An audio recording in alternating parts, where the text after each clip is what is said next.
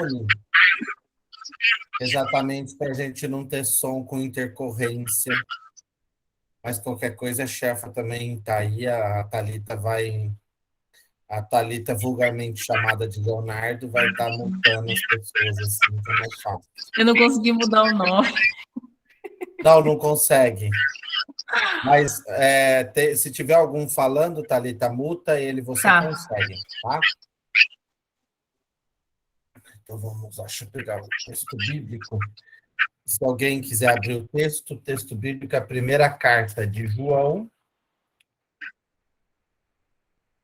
está no fim da Sagrada Escritura, um pouquinho antes de Apocalipse. Capítulo 1, versos de 1 a 4. Em nome do Pai, do Filho e do Espírito Santo. Amém. Que a graça e a paz de Deus, nosso Pai, e de Jesus Cristo, nosso Senhor, esteja sempre convosco. Bendito seja Deus que nos reuniu no amor de Cristo. Nos diz São João: irmãos, o que era desde o princípio, o que ouvimos, o que vimos com nossos olhos, o que contemplamos e o que nossas mãos apalparam do Verbo da vida, porque a vida manifestou-se, nós a vimos e dela damos testemunho, e vos anunciamos esta vida eterna que está voltada para o Pai e que nos apareceu. O que vimos e ouvimos, vô-lo anunciamos, para que estejais também em comunhão conosco. E essa comunhão é com o Pai e com o seu Filho Jesus Cristo. É isso que vos escrevemos, para que a nossa alegria seja completa. Palavra do Senhor, graças a Deus. Vamos pedir ao Pai que nos conceda a graça de não só contemplarmos esse verbo, mas também abrirmos o nosso coração, os nossos ouvidos para a sua palavra, que é a revelação e a presença de Deus em nosso meio. Pai nosso, que estais nos céus, santificado seja o vosso nome, venha a nós o vosso reino, seja feita a vossa vontade, assim na terra como no céu. O pão nosso de cada dia nos dai hoje, perdoai-nos as nossas ofensas, assim como nós perdoamos a quem nos tem ofendido. E não nos deixeis cair em tentação, mas livrai-nos do mal. Amém. Pai, do Filho e do Espírito Santo. Então vamos lá, meu povo. Depois de tratarmos um pouquinho sobre a questão da literatura oral ou do anúncio, né, da importância do anúncio da palavra de Deus, e no último encontro falarmos sobre o surgimento das escrituras hebraicas, né, e o seu fundamento. Agora nós vamos entrar naquilo que a igreja tem como magistério mais importante sobre as Sagradas Escrituras, que é a chamada Constituição Dogmática Dei Verbum do Concílio Vaticano II. Essa imagem que vocês veem é uma imagem colorida do concílio, né? Aqui nós estamos, o que vocês estão vendo aqui é a Basílica de São Pedro, lá no fundo do baldaquino, né? Atrás do baldaquino fica a cátedra, onde fica o trono de São Pedro. Aqui é onde está o túmulo de São Pedro embaixo. Esses padres, esses que vocês veem de branco na lateral, são os bispos. No concílio, chegava, se não me engano, a quase 4.000, 3.000 e alguma coisa. E isso foi uma arquibancada que foi montada dentro da igreja. As igrejas, essas grandes igrejas da Itália, elas não têm banco, para ser mais fácil, né? Conforme precisar, você organiza. E como o concílio foi dentro da igreja, Então foram montadas essas arquibancadas. Mesmo esses baldaquinos que vocês veem na lateral aqui, isso não existia, isso não existe, né? Isso foi construído para ser feito assim, porque aqui é vazado para os altares laterais, né? Então essa foi uma das imagens do concílio, claro que é colorida artificialmente, porque na época era tudo em preto e branco. O que foi, então, este documento? Olha o que nos diz o proêmio desse documento. O início, né? O primeiro número. O Sagrado Concílio, ouvindo religiosamente a palavra de Deus, por isso dei verbo. Mas, padre, você não diz sempre que o documento começa com as primeiras palavras, o nome do documento, Dei Verbum, é porque as duas primeiras palavras é Dei Verbo. E por que a palavra de Deus está mais aqui? É porque em latim é possível deslocar os objetos para antes do sujeito. Em português, não. Então, o Sagrado Concílio, ouvindo religiosamente a palavra de Deus, proclamando-a com confiança, faz suas as palavras de São João, que é as palavras que nós ouvimos hoje. Anunciamo-vos a vida eterna, que estava junto do Pai e que nos apareceu. Anunciamos o que vimos e ouvimos, para que também vós vivais em comunhão conosco, e a nossa comunhão seja com o Pai e com o seu Filho Jesus Cristo. Então, o concílio repete as mesmas palavras de São João para dizer: nós estamos agora nos associando a esta palavra de forma especial. Não que a igreja não aceitasse essa palavra, mas a palavra de São João passa a ser aquilo que orienta os passos da igreja. Orienta para que ela possa bem conduzir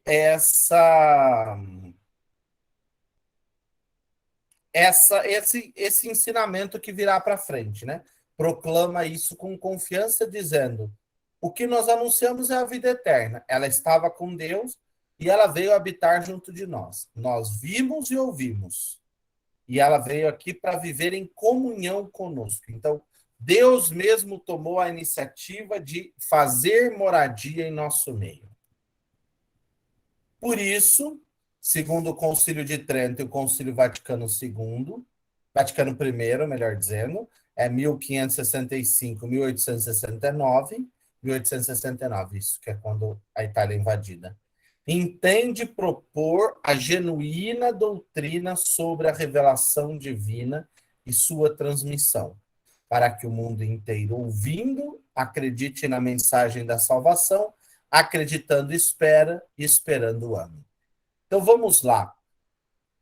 O que o concílio deseja é explicitar o que é essa chamada doutrina sobre a revelação divina. Nós vamos ser bastante paulatinos sobre esse assunto, vamos começar hoje e terminarmos a semana que vem. Por quê? Porque parece algo bastante simples, mas conforme nós vamos nos aprofundando, muitas questões vão ressurgindo, e isso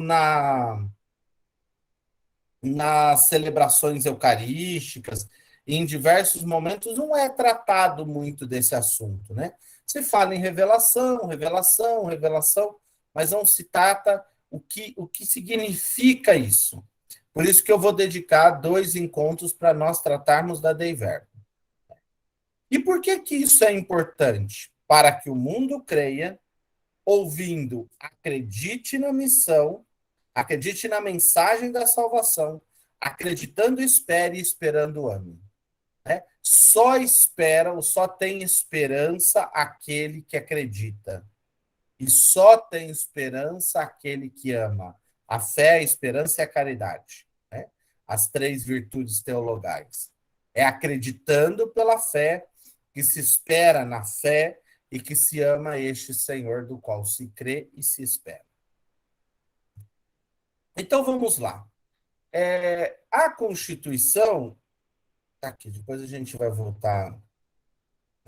A Constituição tem 6 capítulos, um proêmio de um número e 6 capítulos. Mas ela é muito curtinha, viu? Perto dos documentos da igreja hoje, que são muito extensos, a Constituição tem só 20 números, né?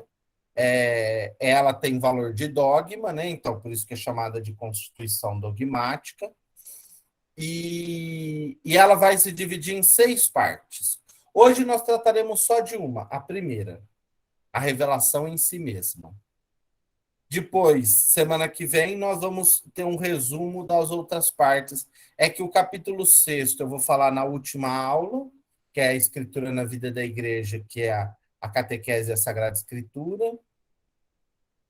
Aí nós trataremos da próxima aula da transmissão de inspiração e um pouco do Antigo e Novo Testamento virão nas aulas seguintes, né? Quando forem falar de cada um desses assuntos. Então, um primeiro, sobre o que é a revelação. Um segundo, como essa revelação continua em nosso meio. Um segundo, a inspiração divina das Sagradas Escrituras, que é bastante importante, e como interpretar essas Sagradas Escrituras. Aqui na semana que vem eu também quero trazer um trechinho do documento sobre a interpretação da Bíblia na igreja. Depois, um capítulo sobre o Antigo Testamento e a presença da revelação, Novo Testamento e a presença da revelação, e a apresentação da Sagrada Escritura na vida da igreja. Não nos esqueçamos. Por que esse documento ele é tão importante? Porque ele apresenta 2 perspectivas fundamentais da nossa fé cristã. Uma primeira, de um Deus que vem ao encontro do seu povo. Isso é marcante para a fé cristã. Isso é determinante. Não é um povo só que busca esse Deus. É Deus que decide por vir habitar em nosso meio. É Deus que decide Ele mesmo fazer morada na nossa realidade, né? Na nossa existência. Deus quer habitar junto de nós. E o segundo ponto, porque é este documento que vai abrir ao povo cristão o acesso à Sagrada Escritura. Porque é nele que vai constar as bases essenciais para dizer a todos os bispos e presbíteros que a Sagrada Escritura deve chegar na mão do seu povo e eles devem ser instruídos para lerem e meditarem esta palavra. É por isso que vai falar sobre a inspiração da Sagrada Escritura e a interpretação, vai falar um pouco sobre a presença da revelação no Antigo Testamento e no Novo, e como essa Sagrada Escritura entra na vida da igreja. Podemos pensar à primeira vista, nossa, deve ter sido um documento aprovado muito rapidamente no Concílio Vaticano II. Não. Este foi um dos últimos, né? Então vamos lá. Aqui nós já estamos com uma outra foto, né? Aqui o baldaquino está fechado, o altar está atrás desse pano vermelho. Aqui já está o Papa Paulo VI, não é mais João 23. Né? Com certeza aqui é uma das sessões do concílio. Aqui à frente estão os patriarcas ortodoxos, né? Dá para se ver por que eles não carregam mitra na cabeça, eles carregam uma espécie de uma coroa.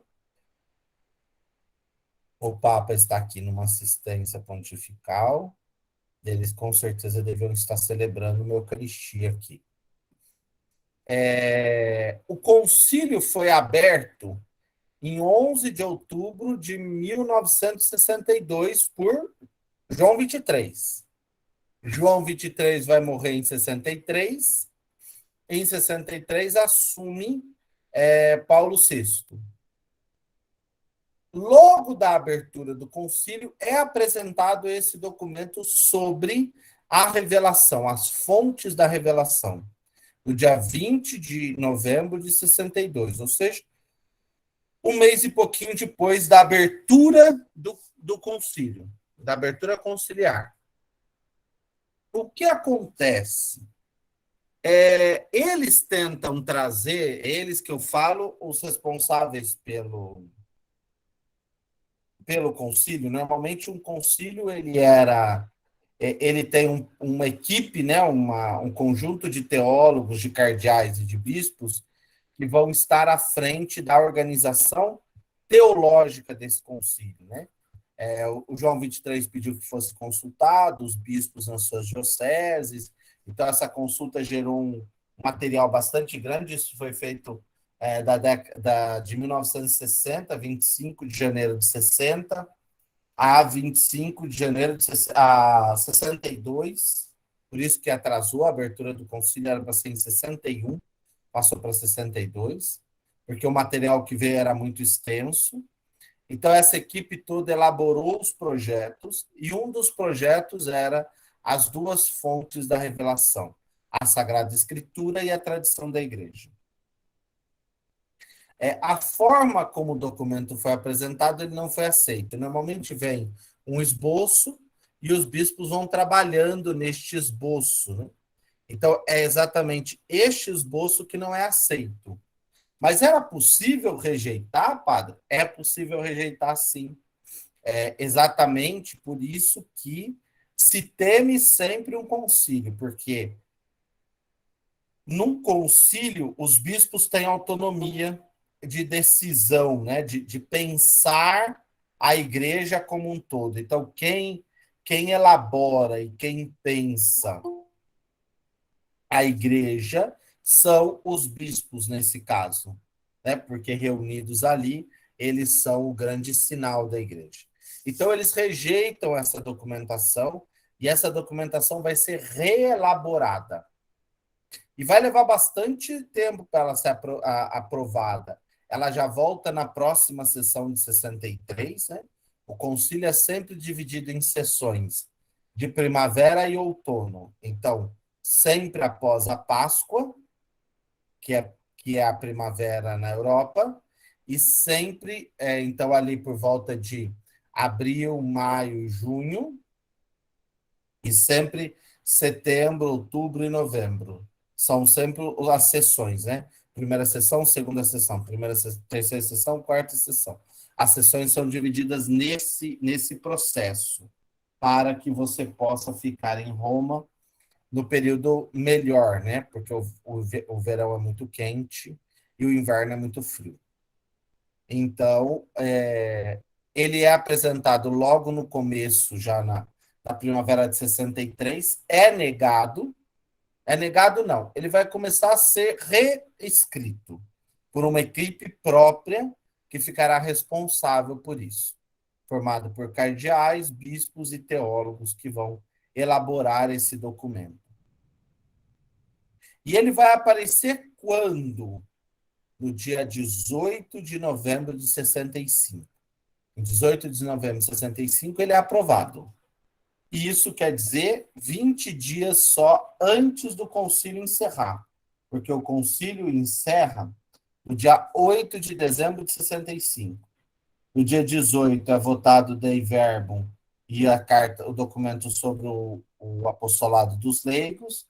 Depois, 7 de dezembro, é votado a Gaudia et Spes, a Adigentes, Presbyterorum Ordinis e Dignitatis Humanas, sobre as religiões cristãs, sobre os sacerdócios, sobre as missões e sobre as alegrias e as esperanças do povo, né, que é a carta pastoral.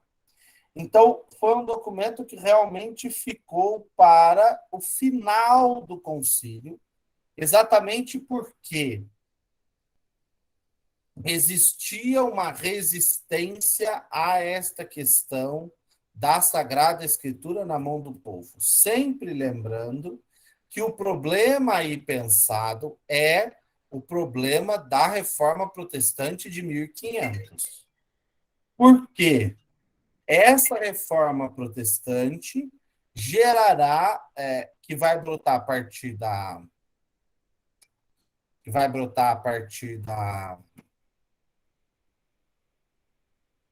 interpretação da Sagrada Escritura que faz Lutero, ela terá como base a Sagrada Escritura. E o cristianismo decide-se, então, pela doutrina da igreja.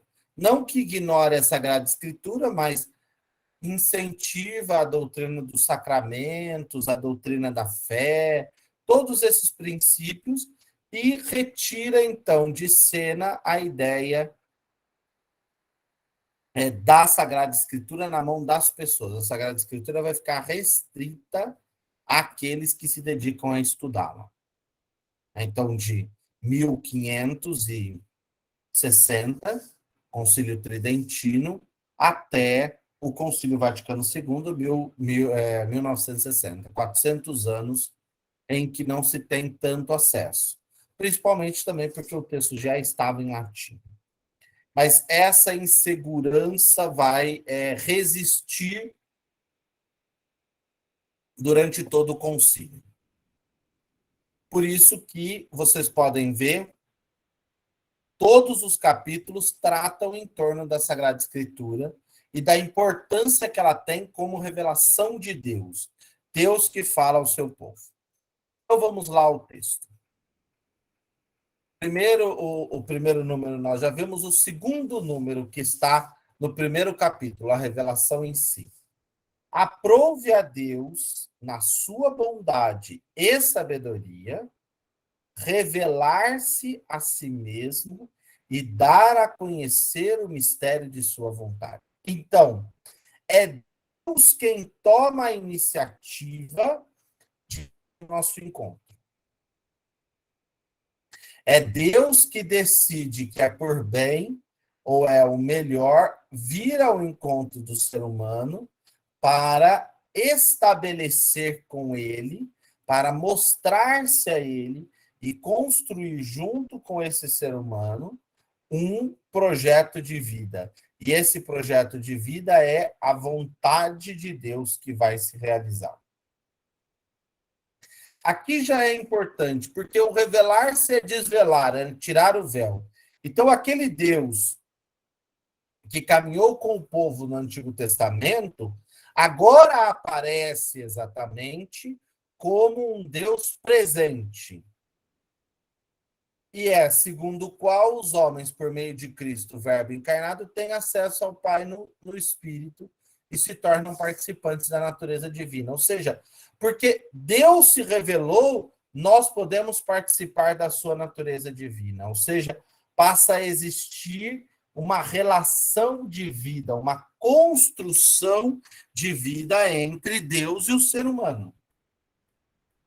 E essa construção vai ser tão importante que ela possibilitará a cada um de nós descobrir aquilo que é fundante na nossa existência, a salvação. Em virtude desta revelação, Deus invisível, na riqueza do seu amor, fala aos homens como amigos e convive com eles para os convidar a admitir a comunhão com ele. Olha que bonito isso. É o próprio Deus quem toma a iniciativa de vir ao nosso encontro, e ao vir ao nosso encontro, ele apresenta, ou ele faz-se presente na nossa vida, exatamente para que a gente queira fazer presente na vida dele, presença na vida dele. Passa a existir aí uma relação, um vínculo de vida que Deus estabelece conosco por primeiro, porque é ele que toma a iniciativa e aguarda ansiosamente que nós tomemos a iniciativa de abrir ou de admitir que Deus entre em comunhão conosco. Só vou pegar um pouquinho de água que eu esqueci.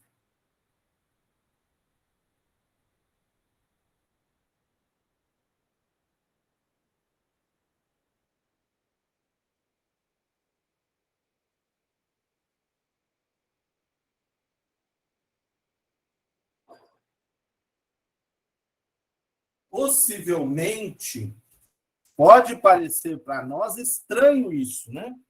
Deus toma a iniciativa de vir ao nosso encontro para nos convidar a querer estar com ele. Mas qual é esse projeto de Deus, né?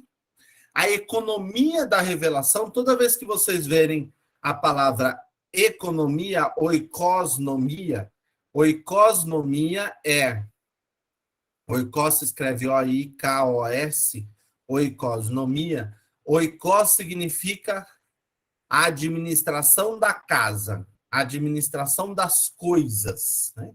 Então, a forma de Deus administrar essa revelação realiza-se por meio de ações e palavras intimamente relacionadas entre si. Ou seja, aquilo que Deus faz e age, ou age e faz, não contradiz.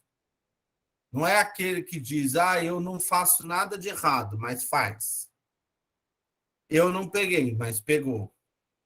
A ação de Deus e a palavra de Deus se unem numa mesma forma. O que ele faz é testificado, é fundamentado pela palavra.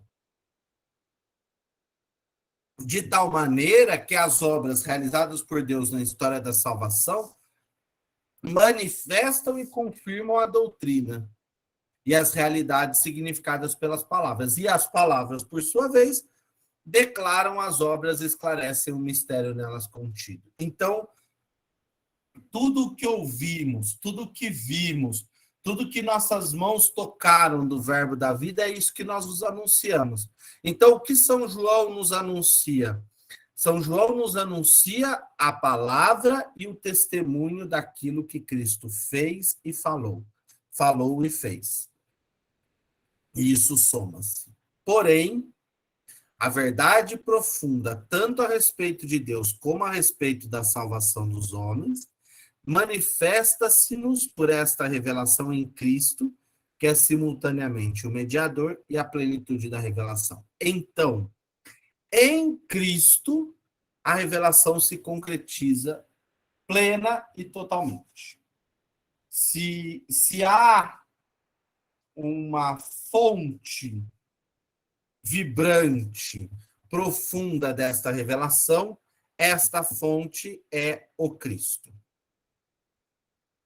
É nele que está a marca, vamos assim pensar, fundante da nossa fé, daquilo que nós acreditamos.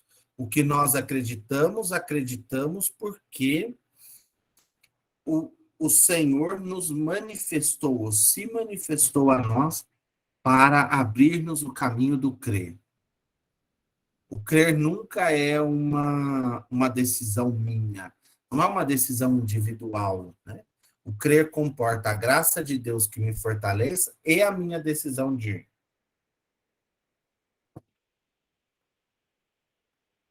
Terceiro ponto, terceiro número.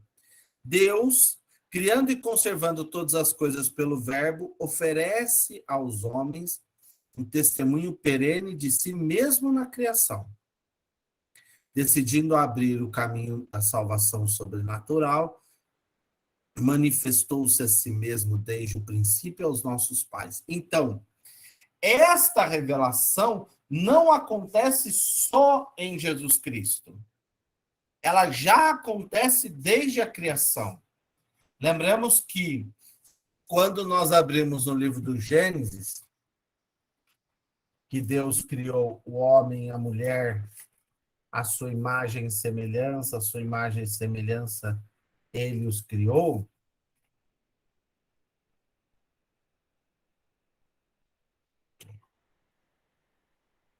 Olha o que nos diz o capítulo 3 do Gênesis, verso 8.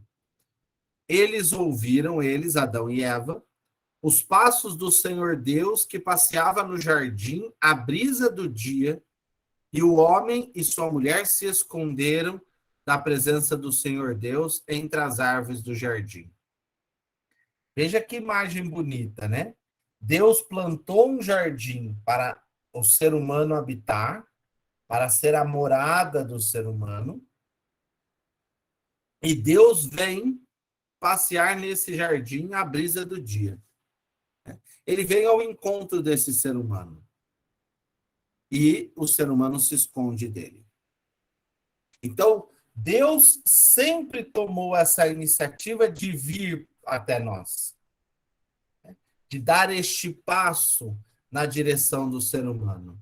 E o ser humano se esconde exatamente porque descobre que cometeu o pecado, ou seja, que não soube obedecer ao projeto de Deus. E depois da sua queda, do Adão e da Eva, com a promessa de redenção, deu-lhes a esperança da salvação e cuidou continuamente do gênero humano para dar a vida eterna a todos os que creem, praticando, todos os que creem, perseverando nas práticas das boas obras. Quer ver? Deixa eu dizer a vocês outro texto.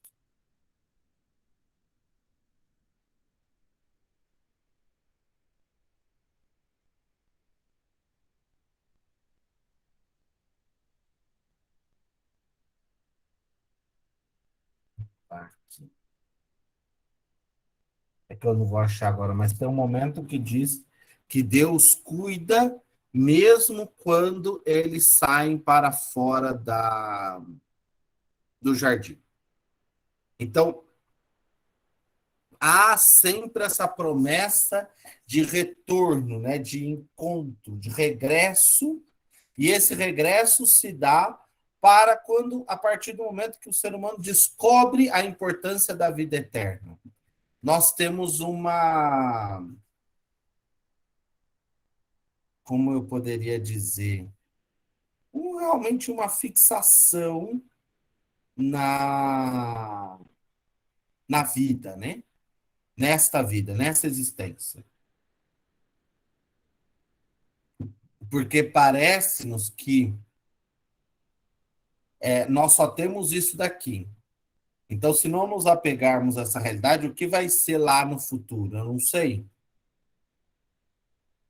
E hoje mesmo eu recebi a notícia de uma pessoa que está bastante, que estava enferma e que piorou bastante, né? E que possivelmente aí termine junto de nós o seu caminho. E parece um pouco assustador, assim, né? Ficou doente há pouco tempo, rapidamente tudo isso aconteceu, mas ao mesmo tempo isso demonstra o nosso apego a esta existência. Por quê? Porque não conseguimos conceber uma unidade entre a nossa vida aqui na Terra e a nossa vida junto de Deus. Criamos um obstáculo aí, né? Para chegar lá, primeiro vai ter que ter um esforço grande, aí depois nesse esforço, será que vai valer a pena? Será que vai ser bom? Como que vai ser? Ou o que não vai ser? E este processo acaba sendo um processo que destrói a consciência dessa existência plena que vai se consolidando num único conjunto, né? Numa única perspectiva. E isso possibilita a construção de uma realidade única, né, nesse caminho da salvação. Vivos ou mortos, é preciso sempre caminharmos no Senhor. No devido tempo, então, Deus chamou Abraão para fazer dele o nosso pai, o nosso pai na fé, né, o pai de um grande povo. Depois mandou os patriarcas, Isaac, Jacó e tantos outros. Depois instruiu por meio de Moisés, dos profetas. Por que fez tudo isso? Para que o reconhecessem como o único Deus vivo e verdadeiro, Pai e providente, e juiz justo, e para que esperassem o Salvador prometido. Então, todo o caminho do Antigo Testamento é um grande caminho de preparação, né? De abertura, de disposição para conhecer esse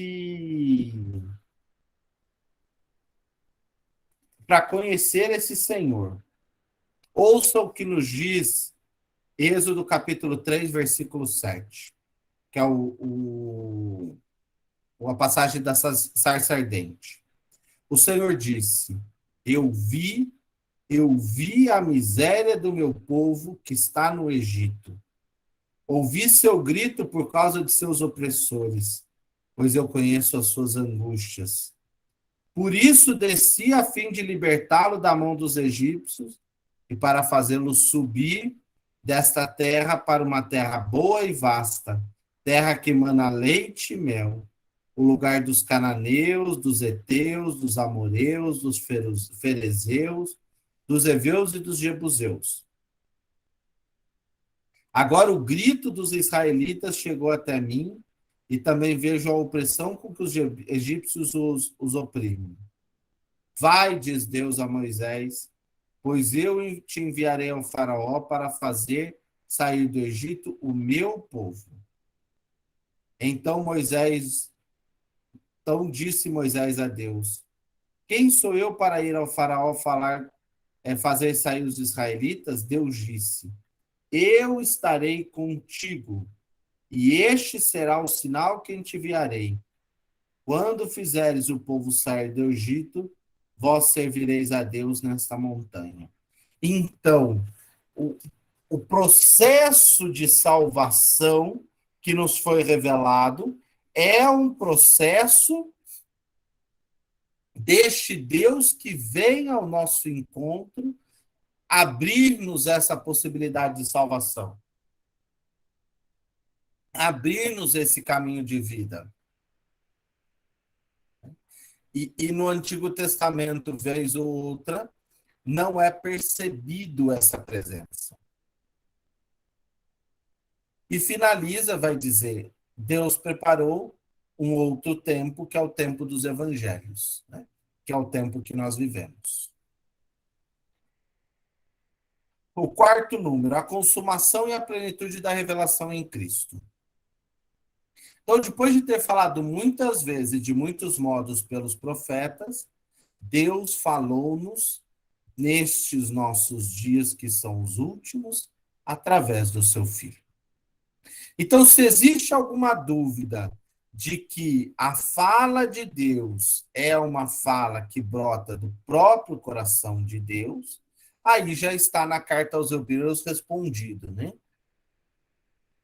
Deus falou de muitas vezes e de muitos modos, pelos profetas, pelos patriarcas, pelos sábios, mas hoje ele fala a nós face a face. Ou seja, a partir desse momento, inaugurou-se um novo tempo, o tempo do Filho de Deus, o Verbo eterno, que ilumina todos os seres humanos, para habitar entre os homens e manifestar-lhes a vida íntima de Deus. Então, o que acontece com a encarnação ou com a chegada de Jesus nesse mundo? O que acontece é que Deus decide-se por estabelecer um vínculo diferente conosco. Simplesmente mandando um ou outro para falar, não estava convencendo as pessoas a abrirem as suas vidas e o seu coração para o Senhor. Então, o que ele decide? Ele decide exatamente mandar o seu próprio filho, que é Deus, com ele. E esse mandar o próprio filho torna a revelação algo mais claro e mais pleno. Porque o filho mesmo tem a capacidade de comunicar a beleza desse projeto de Deus para cada um de nós. É o filho que vai ser o primeiro sinal, ele é ao mesmo tempo sacerdote, altar e cordeiro. Por isso, vê-lo é ver o Pai. Ver Cristo é ver o Pai com toda a sua presença e manifestação da sua pessoa. Com palavras, obras, sinais e milagres, e sobretudo com a sua morte e gloriosa ressurreição. Então, todo esse conjunto da vida do Cristo expressa exatamente esse contato, esse vínculo com este Deus de amor e de vida. Ver o Pai é ver essa presença de Deus nas nossas vidas. E essa palavra de vida, ela transforma a nossa existência. E lembrando que Deus está conosco para nos libertar das trevas do pecado e da morte, e para nos ressuscitar para a vida eterna. Portanto, a economia da criação, a economia cristã, como dizia, né, o modo de administrar a vivência cristã, como nova e definitiva aliança, jamais passará. E não há de se esperar nenhuma outra revelação pública antes da gloriosa manifestação de nosso Senhor Jesus Cristo. Então, não, o Cristo é o revelador por excelência. E é nele que estará toda a nossa esperança. Ele é que realmente será o nosso Senhor. Por quê? Porque é nele que está o fundamento da nossa vida.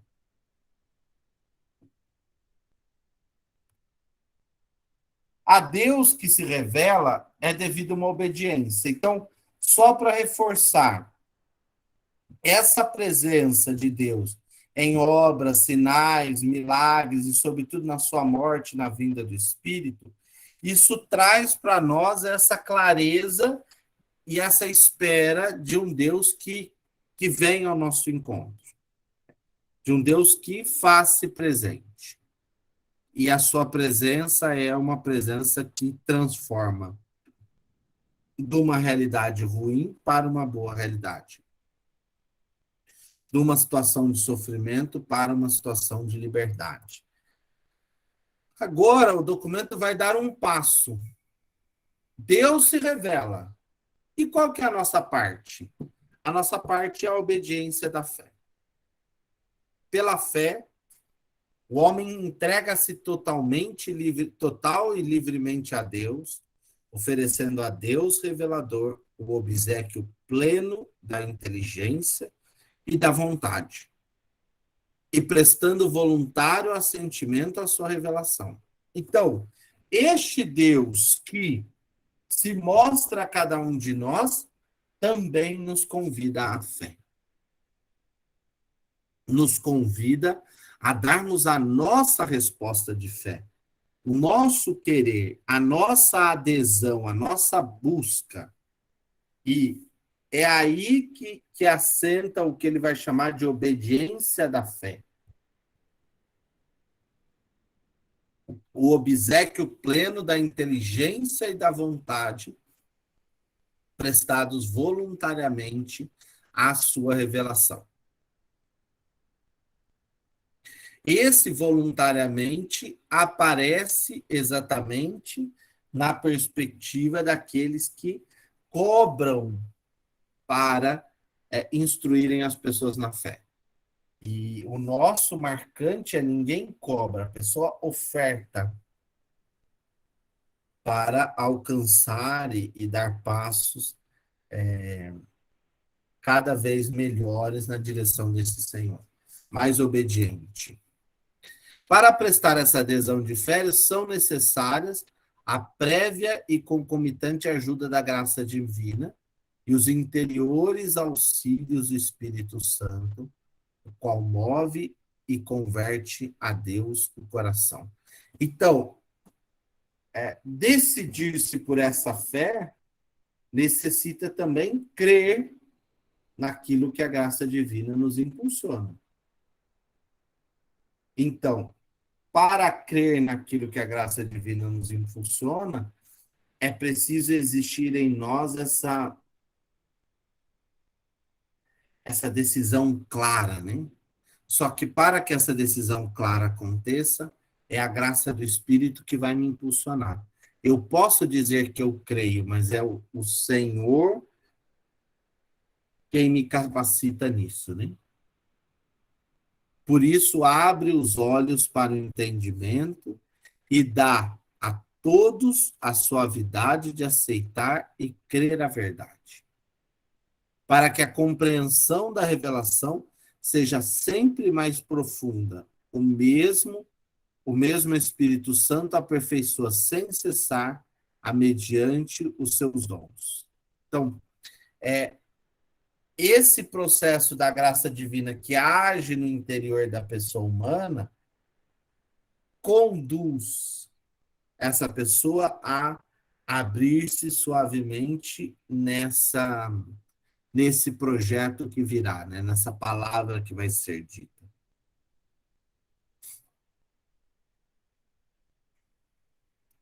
A necessidade da revelação. Muitas vezes nós podemos pensar, mas é necessário que Deus viesse ao nosso encontro? É necessário que ele instituísse conosco esse caminho? É necessário que ele fizesse toda essa. Deixa eu só voltar aqui. Todo esse caminho com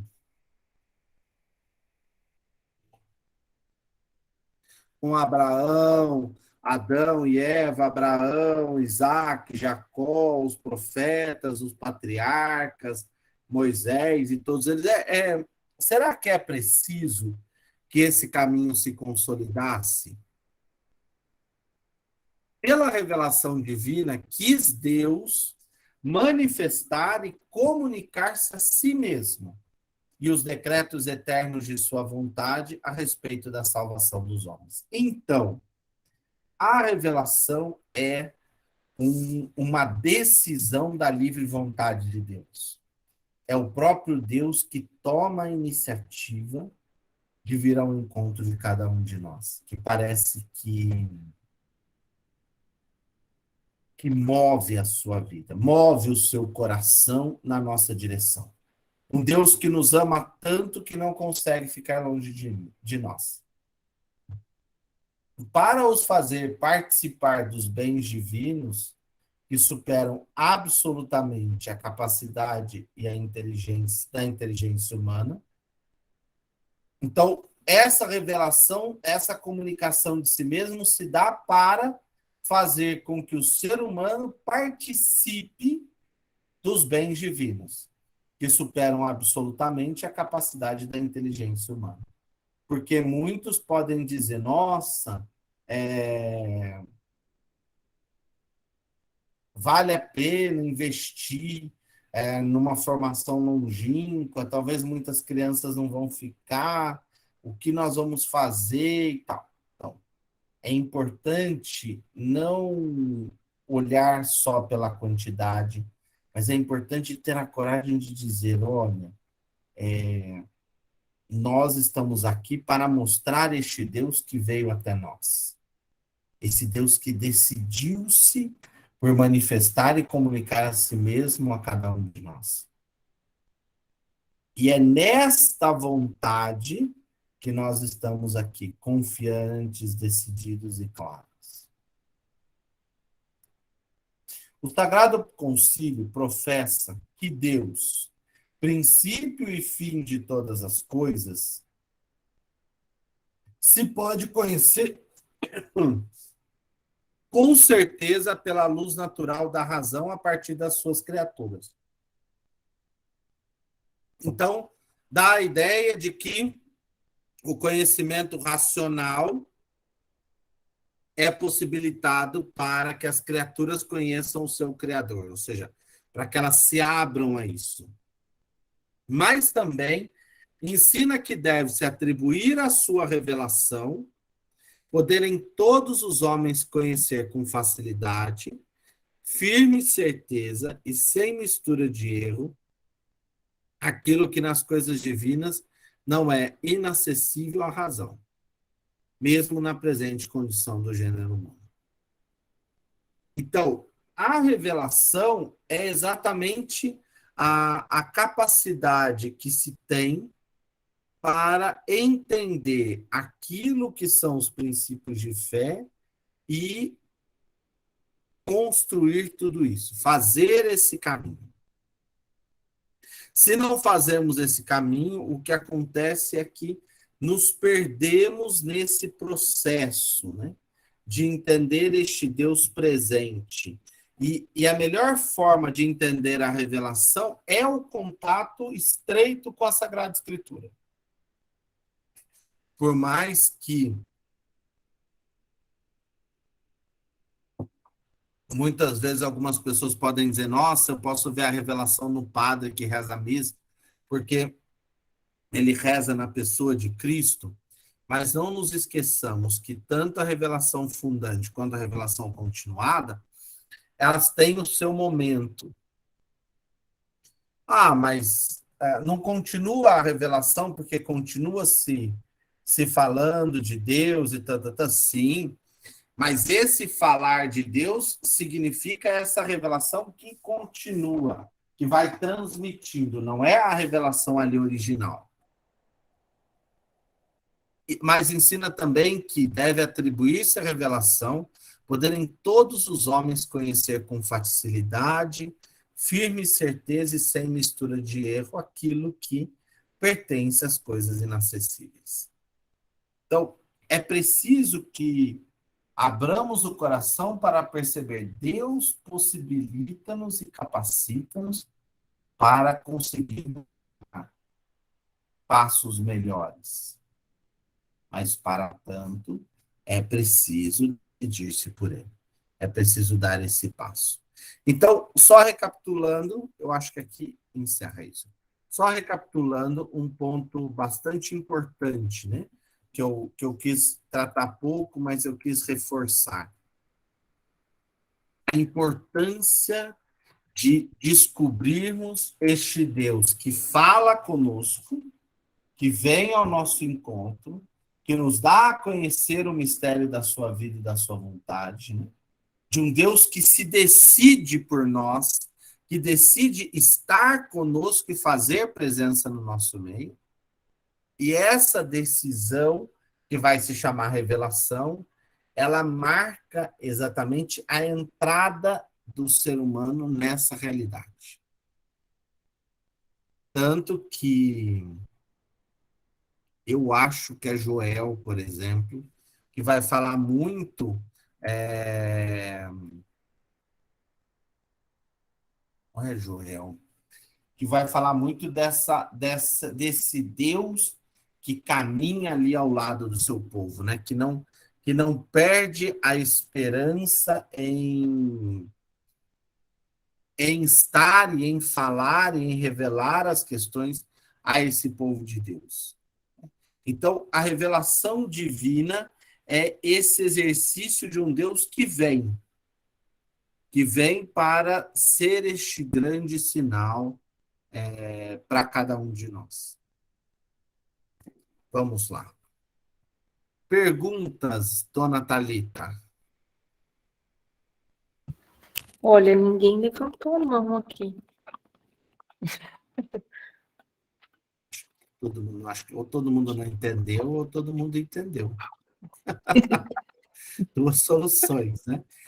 Eu quis ser mais lento nisso, eu poderia ter inserido a revelação, a transmissão da revelação, mas eu preferi não exatamente porque, para a gente não misturar as duas coisas. Próxima semana nós vamos falar da transmissão, e a transmissão entra na Sagrada Escritura, né?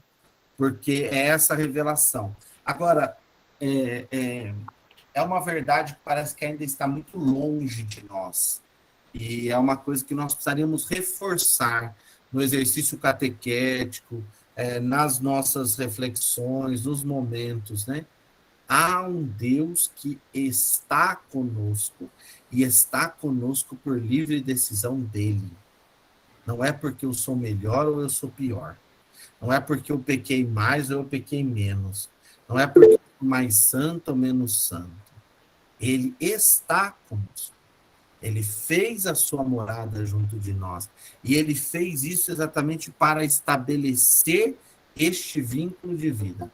E a revelação, então, é este véu que sai para abrir esse caminho para nós contemplarmos o Senhor face a face. Mateus vai colocar uma ideia bonita, né, na morte de Cristo, né? O véu do sacrário se abre, o véu do santuário, não é do sacrário, o véu do santuário se abre de cima a baixo. E por que ele se abre de cima a baixo? Porque aquilo que é sagrado dentro do santuário dos judeus se abre para que todos tenham acesso. E quem é este sagrado? O Filho de Deus que está na cruz. Fale, Cris. Kavaná. Boa noite, padre. Boa noite, todo mundo. Eu sempre digo só o primeiro nome da sua sogra. Achei tão bonitinho se eu lembrar o nome dela na missa, que era a Dona Helena. Obrigada, ficou contente.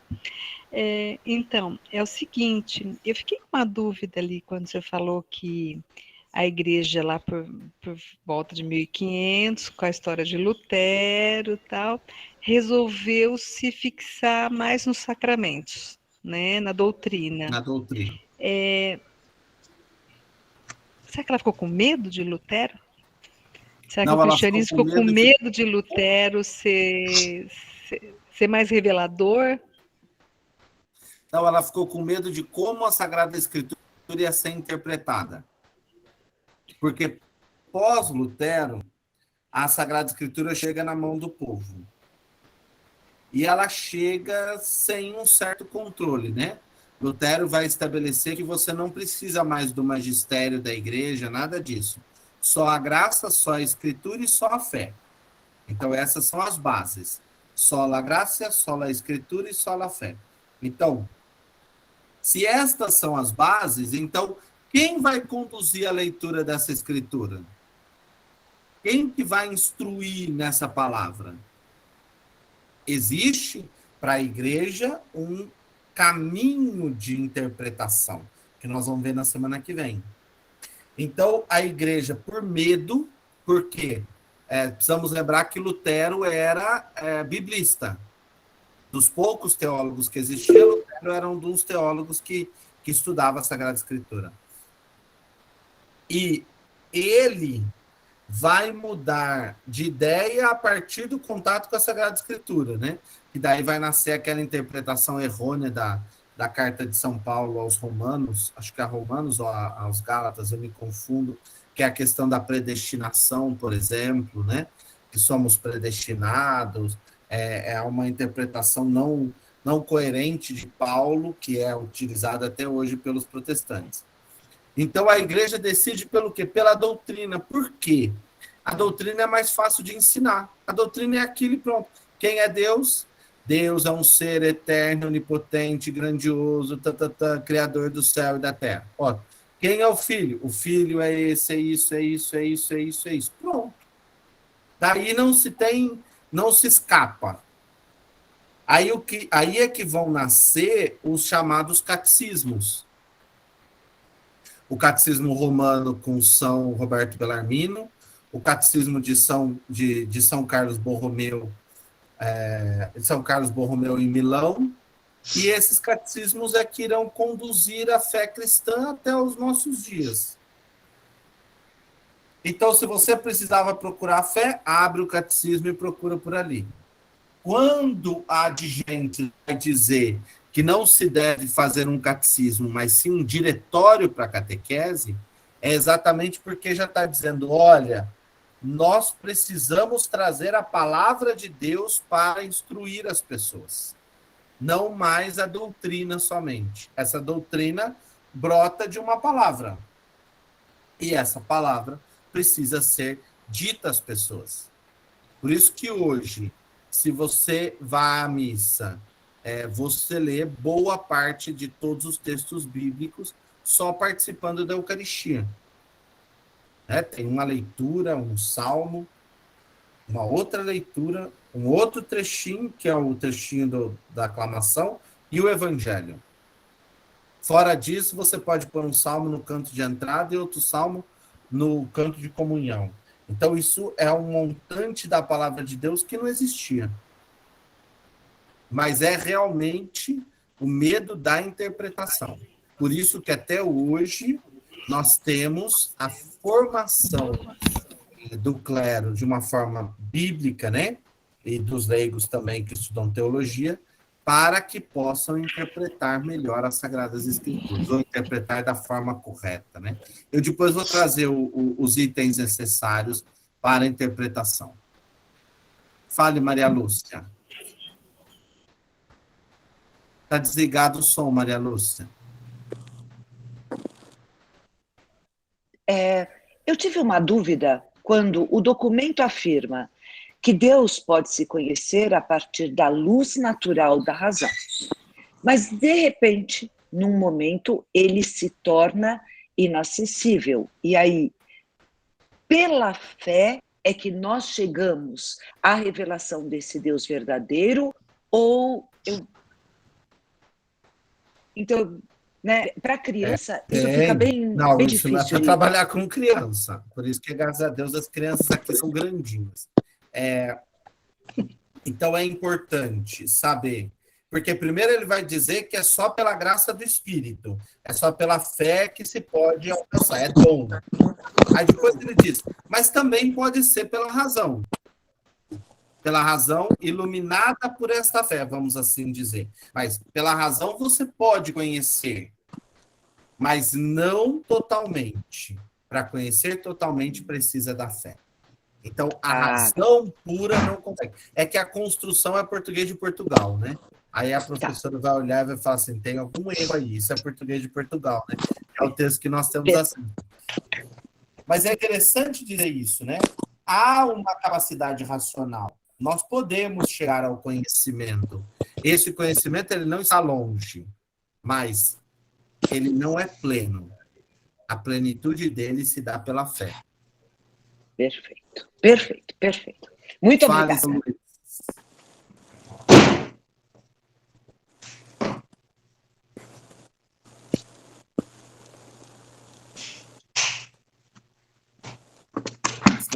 São Luís? Boa noite, Padre Leonardo. Tudo bem? Boa noite. Tudo? Senhor, terminando a sua locução, o senhor falou sobre a interpretação da Bíblia, né? Eu quando fui buscar lá nas minhas papeladas o Dei Verbum para ler antes da nossa palestra hoje, me lembrei e encontrei esse documento que exatamente. foi o Difícil Instituto Bíblico. Sim, que foi publicado em 1993, a primeira vez, né? E realmente ele faz uma abordagem extensa e eu acho bastante interessante para que as pessoas que de fato se interessem em buscar uma orientação clara e segura para a interpretação dos textos bíblicos terem esse documento. Esse documento é das Paulinas, né? E foi muito importante lá no nosso curso de Ciências Religiosas, para que a gente, foi logo no começo, né? Para que nós pudéssemos manusear o texto bíblico com clareza e segurança, né? Esse texto vai ser... porque o que o concílio vai fazer? O concílio percebe que não pode só liberar a palavra de Deus para acesso de todos. É necessário, de alguma forma, que as pessoas tenham aí uma mínima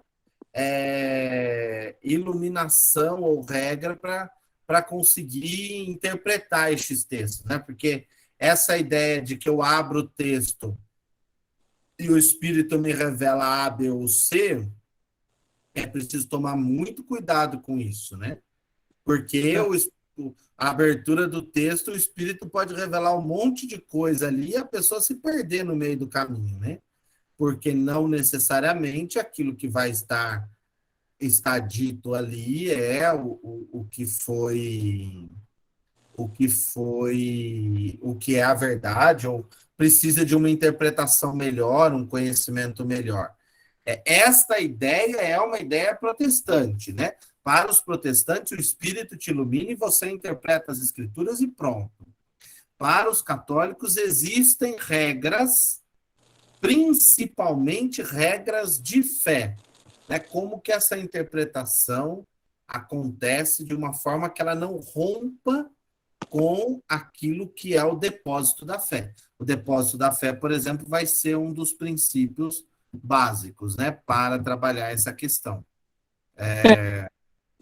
Por exemplo, que eu me lembro desse documento, que eu lembro que eu li em 2004, Introdução à Sagrada Escritura na disciplina, né? Eu sei que, por exemplo, uma das formas proibidas de interpretação da Sagrada Escritura na igreja, a interpretação fundamentalista. Exatamente, é um dos textos, um dos capítulos do conteúdo desse livro, né? E, obviamente, se você não atenta que há um texto, mas para ele havia um contexto e um pretexto para ser escrito, as pessoas começam a divagar em coisas que realmente fogem ao que a palavra quer de fato nos dizer. Não é? Sim. Eu achei importante trazer à baila esse livreto aqui para que se possa sugerir a quem se interesse, porque o texto é muito bom, ele realmente fala dos diversos modos de estudo da palavra, e tem um capítulo só a respeito do cuidado com o fundamentalismo. Acho muito importante.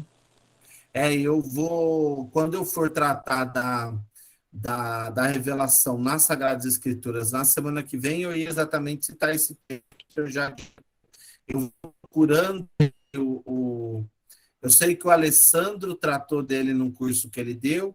Eu vou perguntar para ele se ele conseguiu o texto virtual em PDF. Eu não sei se a comissão liberou esse texto, porque é um texto muito antigo, né? Não é dos que era digitalizado. Então, se eu conseguir, eu vou disponibilizar. Eu disponibilizei no grupo o texto da Dei Verbum para aqueles que quiserem ler, né? Para facilitar. O Dei Verbum eu consegui baixar do site do Vaticano.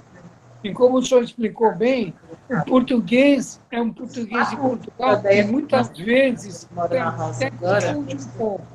Agora, Rio Grande do Sul, né, meu bem? Na roça. O português utilizado